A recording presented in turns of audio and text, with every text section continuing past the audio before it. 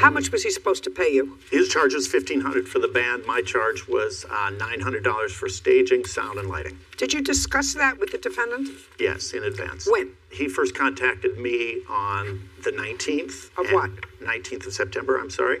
4 days or 5 days before the event, so it was very last minute he contacted me. When he told me he was associated with Mr. Payne, I'd worked with Brent in the past, and I thought, okay, he's above board. So I gave him a great deal, and we What was the great deal? I'm asking you. Sorry. You clearly weren't busy 4 days in advance. So what was the great deal? I thought from reading these papers that this was really, you were doing it partially for charity and partially for him. So what's your normal rate? Yeah, for something like this event, for all the equipment would have been close to $3,000 for staging, sound, lighting, for an event like that.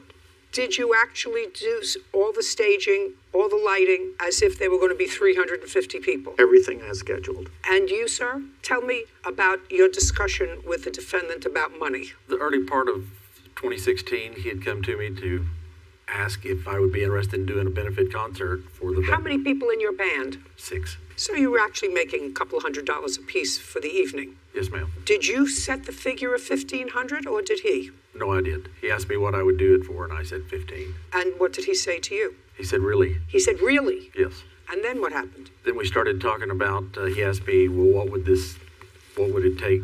What would the next steps be? What do you need? And I said, well, we need a venue. And he told me about the Corona Depot. And I said, well, how many does it hold? And he said, between 200 and 300. And I said, that'd be a good intimate crowd if we could get that many people in there. And then I told him about stage lighting, sound reinforcement. But he didn't do anything about that until 4 days before. Did you discuss that with him? At that time? No, later on, as you got closer. You said the beginning of 2016. It was mentioned throughout the course of the few months. Why did you wait until the end to get somebody to do this lighting and sound? Your Honor, it wasn't mentioned early. It was mentioned a week before.